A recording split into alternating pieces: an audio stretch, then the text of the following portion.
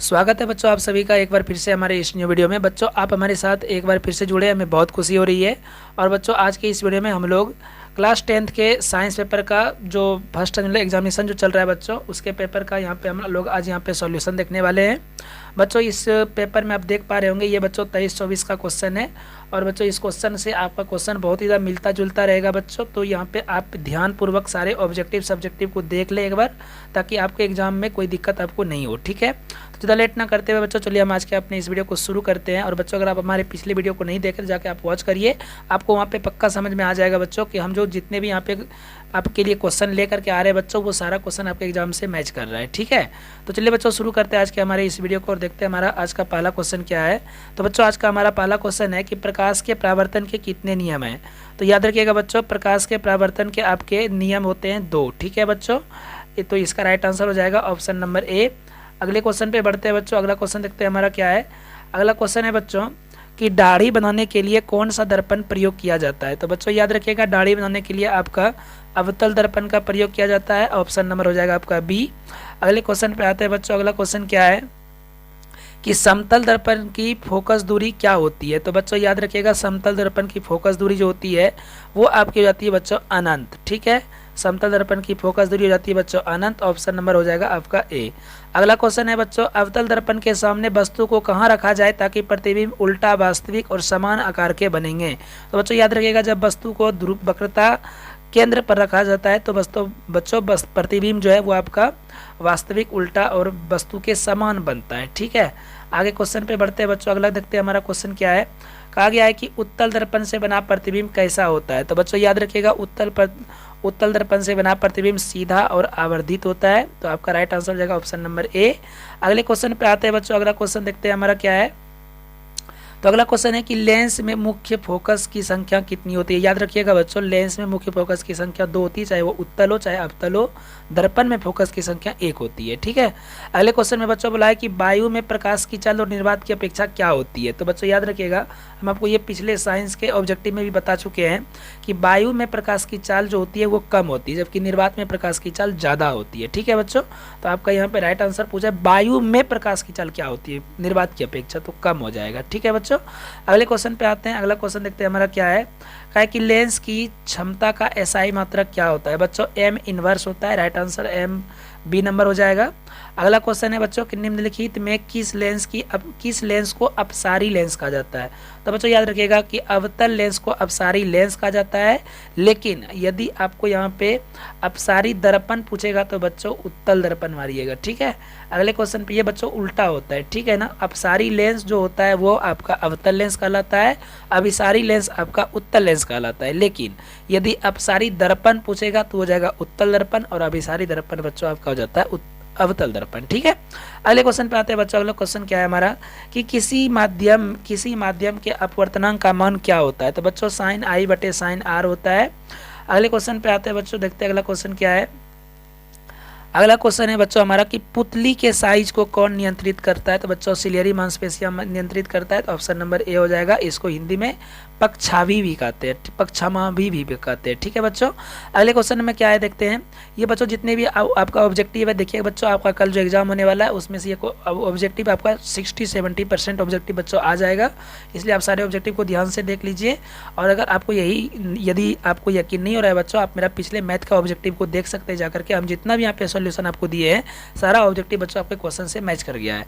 आगे बढ़ते हैं बच्चों। अगला क्वेश्चन देखते हैं क्या है। निकट दृष्टि दोष दूर करने के लिए किस लेंस का व्यवहार किया जाता है। तो बच्चों याद रखिएगा, निकट दृष्टि दोष को दूर करने के लिए आपका अवतल लेंस का यूज किया जाता है। ठीक है, अगला क्वेश्चन है प्रकाश के किस रंग के लिए तरंगदैर्घ्य अधिकतम होती है। तो लाल का बच्चों सबसे अधिक होता है, जबकि बैगनी का बच्चों सबसे कम होता है। ठीक है, अगले क्वेश्चन पे आते हैं बच्चों। अगला क्वेश्चन हमारा देखते हैं क्या है कि निर्वात में प्रकाश की चाल क्या होती है। तो बच्चों 3 × 10⁸ मीटर प्रति सेकेंड होती है। याद रखिएगा, ये मीटर प्रति सेकेंड को देखना बहुत जरूरी है बच्चों। ठीक है, इसी में बच्चा फंस जाता है।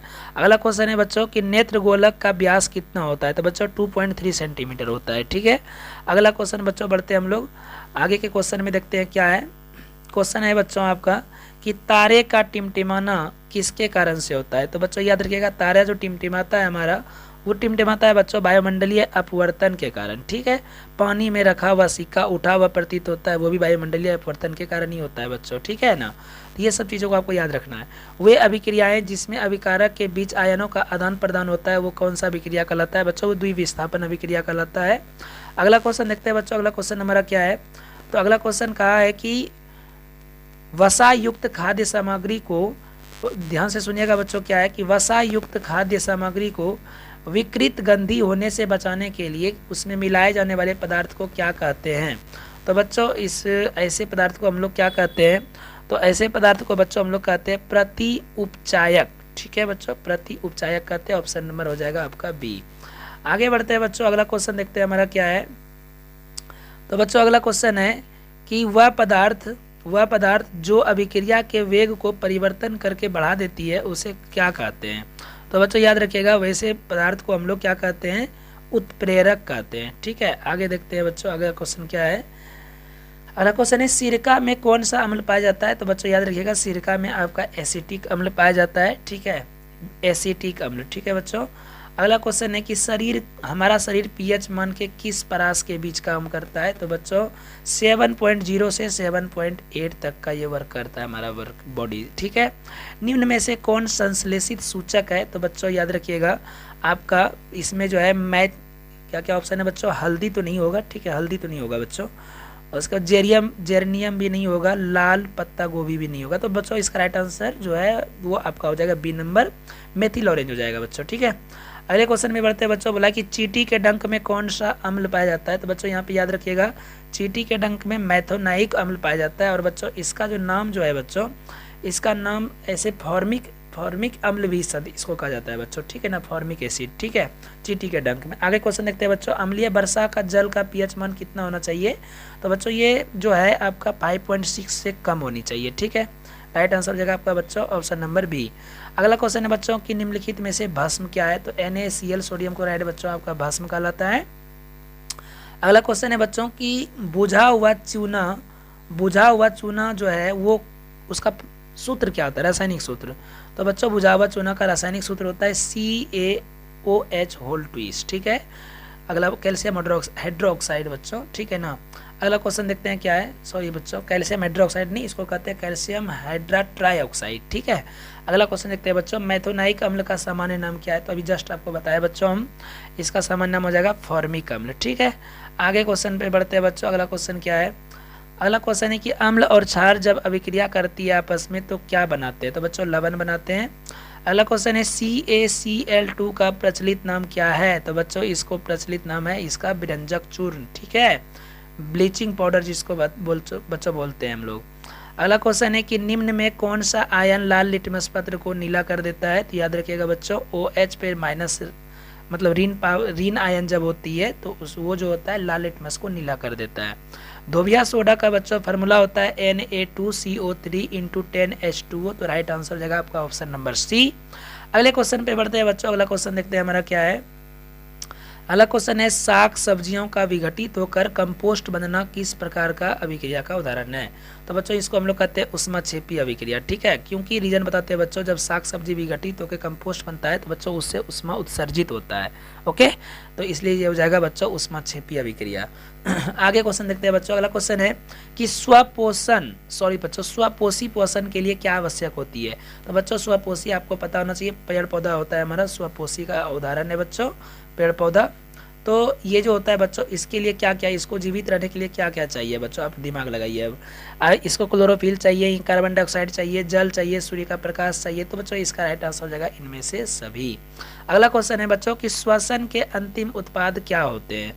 तो बच्चों श्वसन जब अंतिम उत्पाद होता है तो कार्बन डाइऑक्साइड, जल और ऊर्जा का निर्माण करता है। ठीक है, अगले क्वेश्चन को देखते हैं बच्चों।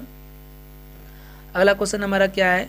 तो बच्चों अगला क्वेश्चन है हमारा कि मानव आहार नाल की सबसे लंबा भाग क्या है? तो बच्चों याद रखिएगा, मानव आहार नाल की सबसे लंबा भाग आपका बड़ियात कहलाता है। बोला है बच्चों चलनी नलिकाएं किस में पाई जाती है? तो बच्चों फ्लोएम में पाई जाती है चलनी नलिकाएं। ठीक है, ये 9th में ये बच्चों है। ठीक है आपका। अगला क्वेश्चन है कि बच्चों RBC का जीवन काल कितने दिनों का होता है? तो 120 दिनों का होता है। इसके बाद अगला क्वेश्चन है बच्चों कि निम्नलिखित में से किसके रंध्र में छिद्र गिरे होते हैं? तो बच्चों रंध्र में छिद्र आपका गार्ड कोशिका में गिरे होते हैं। ठीक है, अगले क्वेश्चन पे देखते हैं बच्चों। अगला क्वेश्चन हमारा क्या है, बोला है कि एटीपी का विस्तृत रूप क्या है, मतलब एटीपी को फुल नेम में क्या कहते हैं। तो याद रखिएगा बच्चों, एडिनोसिन ट्राइफॉस्फेट इसको कहते हैं एटीपी को, ठीक है। और याद रखिएगा कि ग्लूकोज के एक अणु के टूटने पे बच्चों 38 एटीपी का निर्माण होता है, ठीक है। अगला क्वेश्चन है बच्चों कि मनुष्य के वृक्क जो है एक तंत्र का भाग है जो संबंधित किससे है। तो बच्चों ये वृक्क जो है ये आपके उत्सर्जन से संबंधित है। अगला क्वेश्चन देखते हैं बच्चों क्या है। बच्चों अगला क्वेश्चन है हमारा कि थायरॉक्सिन के संश्लेषण के लिए अनिवार्य क्या है। तो बच्चों थायरॉक्सिन के संश्लेषण के लिए आपका वसा का होना बहुत जरूरी होता है बच्चों। तो राइट आंसर हो जाएगा ऑप्शन नंबर आपका सी। अगला क्वेश्चन है बच्चों कि पीत रस का स्राव कहाँ से होती है। तो बच्चों ये तो आपको मालूम होगा, पीत रस का स्राव आपका छोटी आंत से होती है, ठीक है। अगला क्वेश्चन है बच्चों कि मनुष्य के मस्तिष्क का कौन सा भाग शरीर को मतलब यहाँ पे नियंत्रण तथा संतुलन को बनाए रखने में काम आता है। तो बच्चों नियंत्रण और संतुलन को बनाए रखने के लिए बच्चों आपका ये बच्चों हो जाएगा कौन सा हो जाएगा बच्चों, सेरिबेलम तो नहीं होगा, ब्रेन ये तो नहीं होगा, ये नंबर नहीं होगा बच्चों, आपका ब्रेन स्टेम भी नहीं होगा। उसके बाद फिर क्या है, कैरनियम भी नहीं होगा बच्चों, ठीक है, क्रेनियम भी नहीं होगा। तो आपका राइट आंसर प्रमस्तिष्क हो जाएगा बच्चों, ठीक है ना, सेरेब्रम हो जाएगा, ठीक है। आगे बढ़ते हैं बच्चों, अगले क्वेश्चन पे आते हैं हम लोग। अगला क्वेश्चन है बच्चों कि मानव का हृदय में कितने कोष्ठक होते हैं। तो बच्चों याद रखिएगा 4 चैम्बर होते हैं। मानव में बच्चों 4 होता है और उभयचर प्राणी में बच्चों 3 होता है, ठीक है। ये सब आपको पता रखना चाहिए बच्चों। और पक्षियों में बच्चों 1 होता है, ठीक है ना। तो ये सब आपको याद रखना है। अगला क्वेश्चन पे आते हैं बच्चों। अगला क्वेश्चन है कि 2 तंत्रिका कोशिका के बीच के खाली स्थान को क्या कहते हैं। तो बच्चों इसे हम लोग कहते हैं इम्पल्स कहते हैं बच्चों, आवेग, ठीक है। अगला क्वेश्चन है बच्चों कि पायरुवेट के विखंडन से या कार्बन डाइऑक्साइड तथा जल तथा ऊर्जा देता है, तो यह क्रिया क्या कहलाती है। बच्चों यह हरित लवक कहलाती है आपकी, ठीक है। यह हरित लवक आपका होगा ऑप्शन में बच्चों, जी हाँ देखिए यहाँ पे बी नंबर है आपका, यह आपका कहलाएगा बच्चों हरित लवक, ऑप्शन नंबर बी आपका क्लोरोप्लास्ट हो जाएगा। अगला क्वेश्चन है बच्चों कि कृत्रिम वृक्क की किस अपशिष्ट को रुधिर से अपोहन द्वारा पृथक किया जाता है। तो बच्चों ये आपका ऑक्सीजन के द्वारा किया जाता है, ठीक है। अगले क्वेश्चन पे आते हैं बच्चों। अगला क्वेश्चन देखते हैं क्या है। तो बच्चों अगला क्वेश्चन है हमारा कि मानव हृदय का औसतन प्रकुंचन दाब क्या होता है। मतलब बच्चों जो ब्लड होता है हमारा वो जाने का शरीर में कितना स्पीड होता है। तो 120 होता है बच्चों, आपको तो पता होना चाहिए ये। और आने का होता है निःकुंचन अगर पूछे तो बच्चों 80 लगाना है, और प्लस आकुंचन अगर पूछे तो 120 लगाना है। तो बच्चों ये था आपका ऑब्जेक्टिव। 48 ऑब्जेक्टिव बच्चों हम आपका सॉल्व करके लिए हैं। आप कन्फर्म रहिए बच्चों, इसमें से आपका 40 ऑब्जेक्टिव तो नहीं बच्चों, लेकिन 30 ऑब्जेक्टिव कंफर्म आ जाएगा। और साथ ही में बच्चों हम आपको बता देते हैं कि कुछ कुछ सब्जेक्टिव क्वेश्चन भी हम आपके लिए यहाँ पे आपको बोल देते हैं। जैसे कि आपका क्वेश्चन बच्चों इसमें से आ सकता है दृष्टि दोष से संबंधित क्वेश्चन आएगा बच्चों, और प्रकाश का प्रकीर्णन से क्वेश्चन आ सकता है बच्चों, ठीक है। सब्जेक्टिव का हम बात कर रहे हैं। और प्रकाश के अपवर्तन से क्वेश्चन आएगा, वही नियम वगैरह लिखने के लिए आ सकता है बच्चों। और आप ये सब क्वेश्चन को बच्चों, ये सब स्टार क्वेश्चन होते हैं, ये सब क्वेश्चन एग्जाम में पूछा जाता है। तो आप ये सब क्वेश्चन को एक बार गौर करके देख लीजिए बच्चों। बाकी बात बच्चों इसी चैनल पर आपको ये सारे सब्जेक्टिव का भी सॉल्यूशन मिलने वाला है, बाय चैप्टर मिलेगा बच्चों। आप चैनल को सब्सक्राइब करके हमारे रख लीजिएगा। और बच्चों आपको एक चीज़ बता देते हैं कि जैसे टिंडल प्रभाव एक क्वेश्चन है बच्चों आप लोगों के बुक में, ठीक है। ये आपके हो जाएगा फिजिक्स में 2nd चैप्टर में हो जाएगा टिंडल प्रभाव बच्चों। इसको भी एक बार आप देख लीजिएगा, ये भी बहुत आपके एग्जाम की दृष्टि से बहुत ही ज़्यादा इंपॉर्टेंट होते हैं।